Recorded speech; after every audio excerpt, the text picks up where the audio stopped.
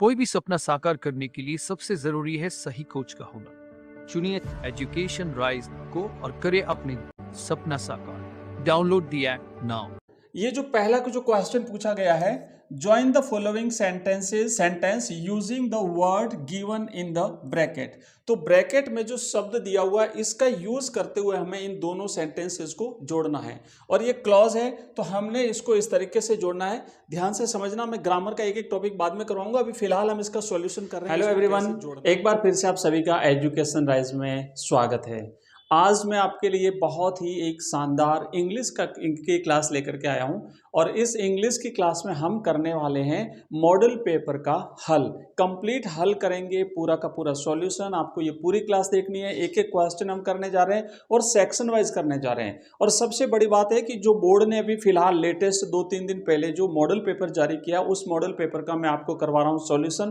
पहली बार यूट्यूब पे आपको ये सॉल्यूशन कंप्लीटली सॉल्यूशन मिलेगा, ध्यान रखना।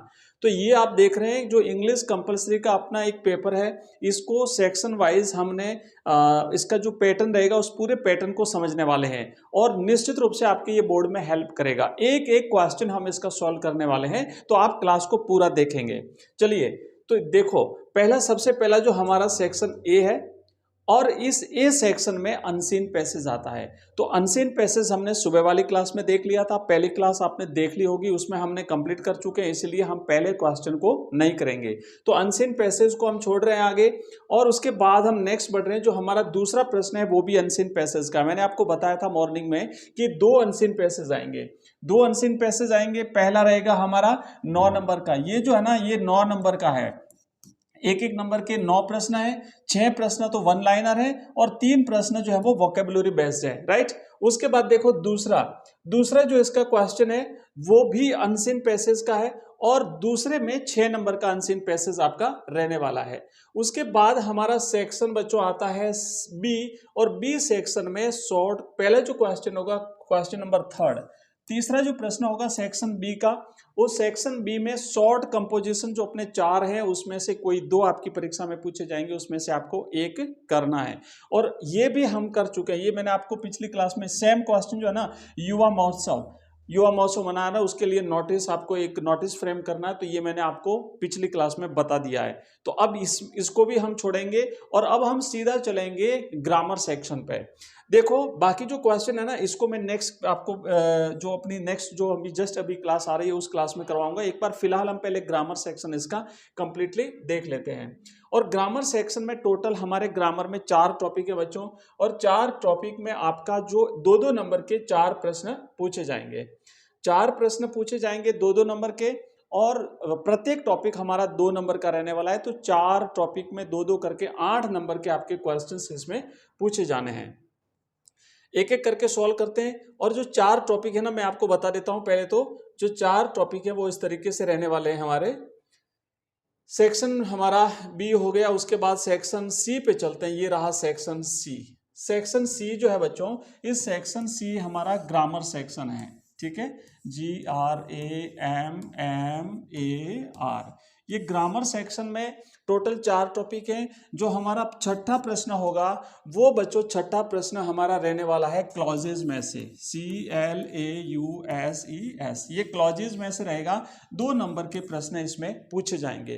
हो सकता है एक एक नंबर के 2 प्रश्न पूछे जाए या हो सकता है एक ही प्रश्न 2 नंबर का पूछा जाए। ये जो पहला जो क्वेश्चन पूछा गया है, join the following sentence using the word given in the bracket. तो ब्रैकेट में जो शब्द दिया हुआ है इसका यूज करते हुए हमें इन दोनों सेंटेंसेस को जोड़ना है। और ये क्लॉज है तो हमने इसको इस तरीके से जोड़ना है। ध्यान से समझना, मैं ग्रामर का एक एक टॉपिक बाद में करवाऊंगा, अभी फिलहाल हम इसका सॉल्यूशन कर रहे हैं, इसको कैसे जोड़ना है। तो सेंटेंस लिखा हुआ है कि आई एम कन्विंस्ड और फिर नेक्स्ट इसका दूसरा सेंटेंस लिखा हुआ है I am doing the same thing और हमें इसको दैट से जोड़ना है। दैट का मतलब होता है कि, ठीक है, दैट का मतलब होता है कि। अब देखो यहाँ पे ये है कि मैं कन्विंस्ड, मुझे भरोसा है कि मैं जो है वो सही चीज कर रहा हूं। I am doing the same thing मैं बस सेम चीज कर रहा हूं। तो मुझे भरोसा है कि मैं सेम चीज कर रहा हूं, मुझे भरोसा है कि मैं वही काम कर रहा हूं, मुझे भरोसा है कि मैं वो सेम काम कर रहा हूं। तो इसको जोड़ेंगे आई एम कन्विंस्ड, और यहां पे जो ये कॉमा है, फुल स्टॉप जो है, इसको हटाएंगे और हम यहां पे लिखेंगे दैट, THAT दैट, और उसके बाद ये जो सेंटेंस है ना पीछे वाला, वो सेम का सेम लिख देते हैं। तो ध्यान रखना है दैट से जहां भी आपको सेंटेंस जोड़ना है इसी तरीके से जोड़ोगे। तो देखो यहां पे आंसर लिखा हुआ है कि I am convinced that I am doing the same thing. Okay, इस तरीके से। अब देखो नेक्स्ट इसका दूसरा जो सातवां जो क्वेश्चन है, वो हमारा सातवां क्वेश्चन बच्चों रहने वाला है हमारा जो, हाँ, सिंथेसिस जो टॉपिक है हमारा, इसमें से भी ये है सिंथेसिस। सिंथेसिस टॉपिक ये भी 2 नंबर का रहेगा, और इसमें भी हो सकता है कि एक ही क्वेश्चन 2 नंबर का दिया जाए, या 2 क्वेश्चन 1 नंबर का, या 2 क्वेश्चन 1-1 नंबर के मिलेंगे। तो यहाँ पे क्वेश्चन दिया हुआ है कि Suman learned all the answers, Suman ने सारे आंसर याद कर लिए, और फिर लिखा she got first position in the class, make a compound sentence. देखो 3 प्रकार के सेंटेंस होते हैं, सिंपल सेंटेंस, कंपाउंड सेंटेंस और कॉम्प्लेक्स सेंटेंस। तो हमें ये कंपाउंड सेंटेंस में इसे बनाना है। मैं आपको बता दूंगा सिंपल कैसे सेंटेंस क्या होता है, कंपाउंड क्या होता है, कॉम्प्लेक्स क्या होता है। फिलहाल हम एक बार इसका सॉल्यूशन देख लेते हैं। जब आपको कंपाउंड सेंटेंस जोड़ना हो, है ना, कंपाउंड सेंटेंस में क्या करना है कि सुमन लर्नड, अब देखो दोनों सेंटेंस क्लियर अलग अलग रहेंगे, और इसको हमें एक कनेक्टिव लगाना है बीच में, जो इसको जोड़ने वाला जो होता है। तो यहाँ पे हम एंड से जोड़ेंगे इसको। देखो जैसे कि Suman learned all the answers, Suman learned all the answers, comma करना है, ध्यान रखना, एंड से हम जोड़ेंगे इसे, एंड। अब जो है ना वापस जो है ना इसका जो सुमन का जो प्रोनाउन आया सी से फिर शुरू करेंगे, and she got the first position in the class. तो वेरी सिंपल है, कोई भी आपको डिफिकल्टी नहीं है इसमें, ध्यान रखना।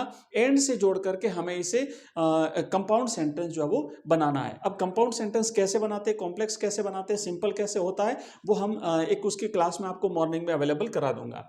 अब आगे बढ़ते हैं नेक्स्ट। यहाँ पे देखिए आप लोग, 8वां हमारा जो क्वेश्चन है, ये जो 8वां क्वेश्चन है बच्चों, ये फ्रेजल वर्ब से रिलेटेड है। और फ्रेजल वर्ब जो है ना, ये आपको याद करनी पड़ेगी। मैं मोस्ट इंपोर्टेंट फ्रेजल वर्ब्स आपको बता दूंगा। फिलहाल एक बार सॉल्यूशन कर लेते हैं। फ्रेजल वर्ब भी आपका बच्चों जो है वो 2 नंबर का क्वेश्चन रहने वाला है। 2 नंबर के रहेंगे, हो सकता है आधे आधे नंबर के 4 पूछ लें, या 1-1 नंबर के 2 पूछ लें।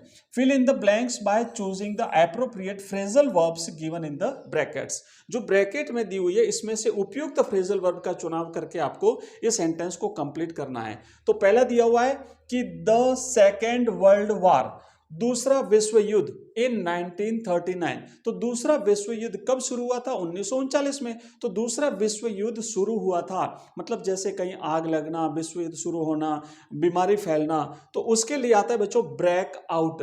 और ब्रेक आउट जो है ना, ब्रेक आउट जो है इसका पास्ट टेंस हो जाएगा ब्रोक आउट। चूंकि हमारे पास ऑलरेडी टेंस चेंज किया हुआ है, ब्रोक आउट है और ब्रोक ऑफ है, तो ब्रोक आउट का मतलब होता है छिड़ना, शुरू होना। तो राइट आंसर रहेगा the second world war broke out in 1939। दूसरा देखो अगला सेंटेंस है कि the government is trying to prices. अब गवर्नमेंट हमेशा क्या करती है? प्राइसेस को डाउन करने की कोशिश करती है ना, प्राइसेस को कम करना, कीमतों को कम करने का प्रयास करती है। तो एक होता है ब्रिंग आउट और एक होता है ब्रिंग डाउन। तो ध्यान रखना, ब्रिंग आउट का मतलब होता है प्रकाशित करना, ब्रिंग डाउन का मतलब होता है नीचे लाना, कम करना। तो यहां पे आएगा, तो यहां पे राइट रहेगा the government is trying to bring down. Bring down का मतलब होता है कम करना, कीमतें कम करना, ठीक है, कम करना।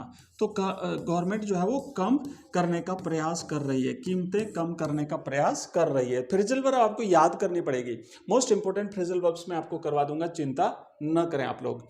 और ये जो पीडीएफ है ना, मैं आपको अवेलेबल करा दूंगा अपना टेलीग्राम, जो टेलीग्राम चैनल है वहां पे, और साथ ही साथ अपना जो ऐप है वहां पे मैं आपको ये अवेलेबल करा दूंगा। देखो नेक्स्ट प्रश्न है, नेक्स्ट प्रश्न है तीसरा, you can blank your work without fear. और यहां पे हमारे पास है कैरी ऑन और कैरी आउट। तो देखो कैरी ऑन का मतलब होता है जारी रखना, है ना, अपने काम को जारी रखना। तो क्या कहा, you can carry on your work without, फिर आप अपना काम बिना किसी भय के जारी रखें। तो यहां पे आएगा, तो you can carry on your work without fair.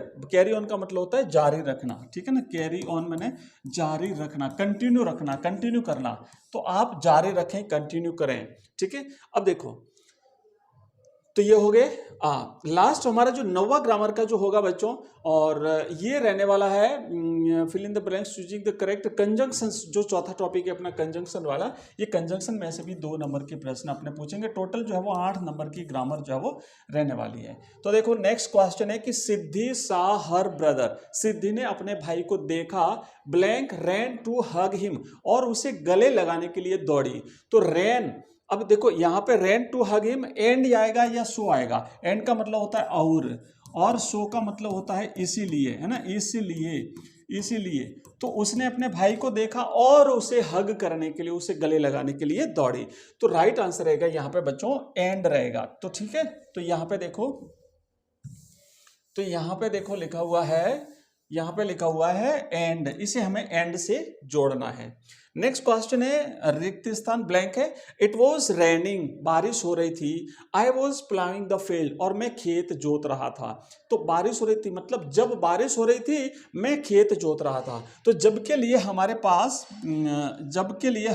होता है वाइल, है ना, वाइल। और वेन मैंने कब होता है, वेन मैंने जब भी होता है, बट यहाँ पे वाइल आएगा, वाइल आता है। वाइल जबकि ऐसा हो रहा था, जब 2 काम एक साथ घटित होते हैं ना, तो वहां पे लगाते हैं हम वाइल। तो यहाँ पे हम लिखेंगे WHILE, while it was raining I was प्लाइंग the field. ये आपको ध्यान रखना है, जब 2 काम साथ में होते हैं तो हम इसे वाइल से कनेक्ट करते हैं। आगे बढ़ते हैं। नेक्स्ट अगला क्वेश्चन है बुक। देखिए, a book is a book, there is nothing in it. अब यहाँ पे हमारे पास ऑप्शन देख के ध्यान रखना, ऑप्शन देख के करना है, क्योंकि 2 ऑप्शन मिलेंगे, उसमें से किसी एक को करना है। इफ और ऑल्दो यानी यद्यपि, है ना, यद्यपि, और इफ मैंने यदि या क्या। A book is a book if there is nothing in it. If मैंने यदि, तो यहाँ पे आएगा इफ, है ना, इफ से जुड़ेगा ये। तो इस तरीके से देखो हमने ये ग्रामर सेक्शन किया है, और एक टॉपिक ग्रामर का हम बिल्कुल कंप्लीटली पढ़ने वाले हैं। लगातार हमारे साथ आप बने रहेंगे। आपका एक ग्रामर का सेक्शन, कंपोजिशन, आपका letter writing, application writing, report writing, paragraph writing, सब कुछ यहाँ पे करवाएंगे। आपका explanation with reference to context, जो भी एग्जाम में आने वाला है, ऑब्जेक्टिव टाइप के क्वेश्चंस, बड़े क्वेश्चंस, छोटे प्रश्न, सब कुछ कराएंगे। पोइम्स और समरी और एवरीथिंग अवेलेबल कराएंगे। तो आपसे रिक्वेस्ट रहेगा इस वीडियो को लाइक करना है, अपने दोस्तों के साथ ज़्यादा से ज़्यादा शेयर करें, ताकि उनको भी फायदा मिल सके, वो बच्चे भी इस प्रकार इन्हें हल करना सीख जाएं। अगर आपको किसी प्रकार की डिफिकल्टी है, यहाँ पे आपका कोई भी डाउट अगर रह गया हो, तो आप मुझे कमेंट बॉक्स में कमेंट कर देना। मैं फिर से आपको इसी टाइप के कुछ और एग्जाम्पल लेकर के एक नई क्लास आपको अवेलेबल करा दूंगा, और आपके डाउट्स बिल्कुल क्लियर कर दूंगा। आपसे रिक्वेस्ट रहेगा कि इसकी PDF अगर आप प्राप्त करना चाहते हैं, तो इस वीडियो के डिस्क्रिप्शन में हमारे व्हाट्सएप ग्रुप और टेलीग्राम चैनल का लिंक दिया हुआ है, आप ज्वाइन कर लीजिए। वहां पर हमारे सारे क्लासेस की PDF आपको मिल जाएगी। हमारे ऐप का लिंक दिया हुआ है, उसे डाउनलोड कर सकते हैं।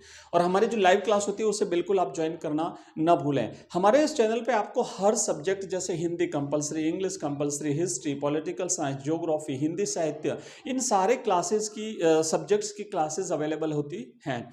तो मिलते हैं अगली क्लास में। इसका नेक्स्ट पार्ट का सॉल्यूशन लेकर के कंप्लीट सॉल्यूशन कराऊंगा, जो बोर्ड का मॉडल पेपर बच्चों। इसी प्रकार और हमारे पास खूब सारे मॉडल पेपर से जिसका हम अभ्यास करने वाले हैं। तो मिलते हैं अगले क्लास में, तब तक के लिए जय हिंद, जय भारत।